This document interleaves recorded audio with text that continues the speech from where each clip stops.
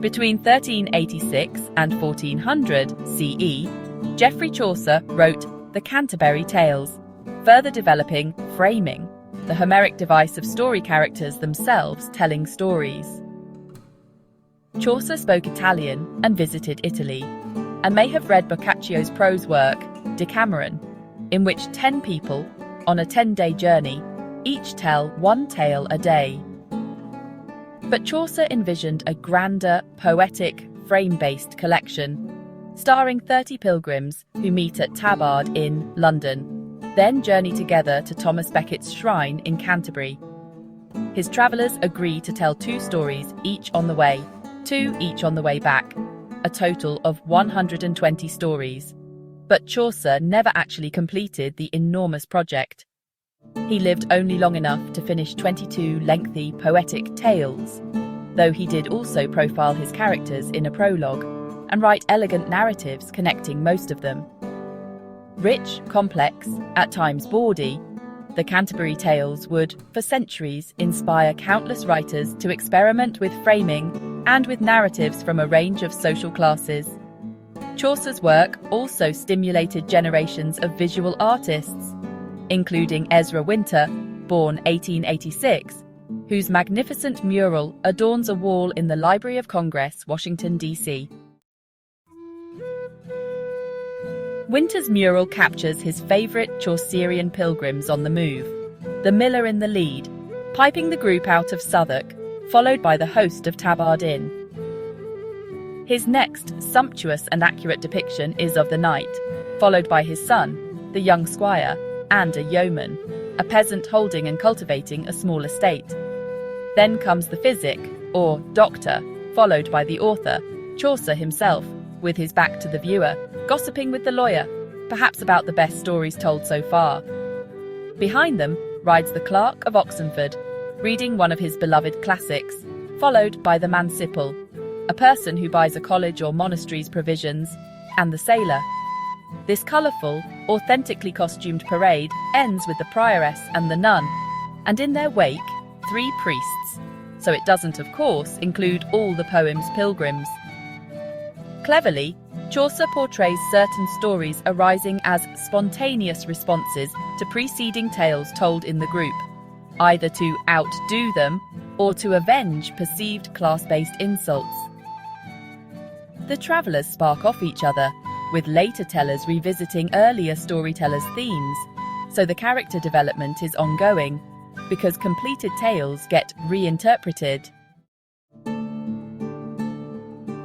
The Pilgrims' Tales include almost every genre of medieval story, giving us sermons, romances, mock epics, a fabliau, which is a skit about rustic mischief, and even animal fables.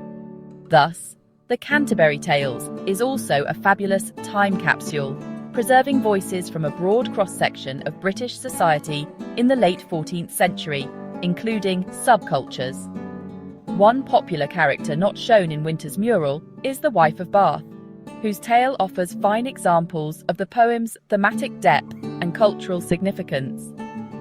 In the general prologue, the wife of Bath is presented as a larger-than-life character in every way: big, robust, confident, lavishly dressed, and highly assertive.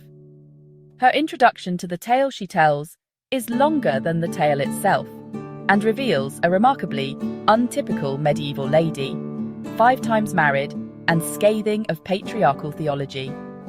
She chronicles her relationships, rating former husbands as good or bad, based on how much she could control them, because the only happy marriages are those ruled by women. And the story she finally tells, about a rogue knight in King Arthur's court facing potential execution, features a climactic twist also promoting female sovereignty in marriage. This agenda, and her personality, would have been either sensational or outright shocking to many 14th century audiences, plus offensive to the era's all-male church intelligentsia.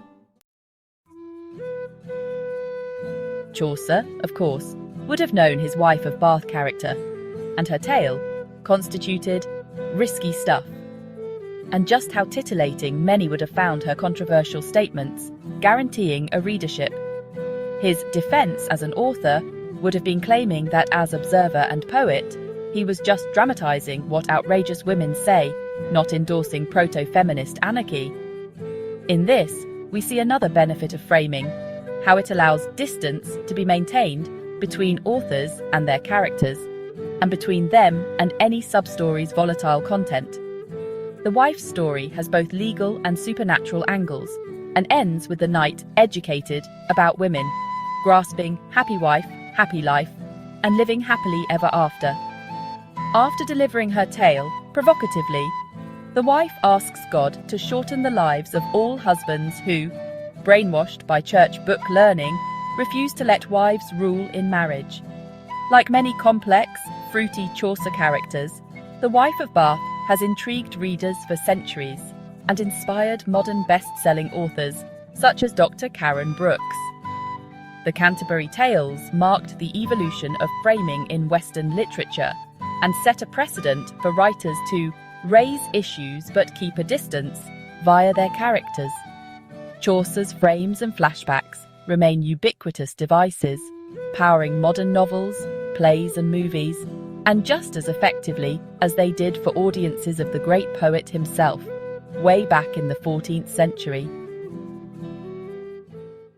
Chaucer's Wife of Bath remains an outstanding early depiction in literature of a strong woman, and you might be intrigued and surprised by just how powerful her ancient predecessors were. They await you in our episode 3.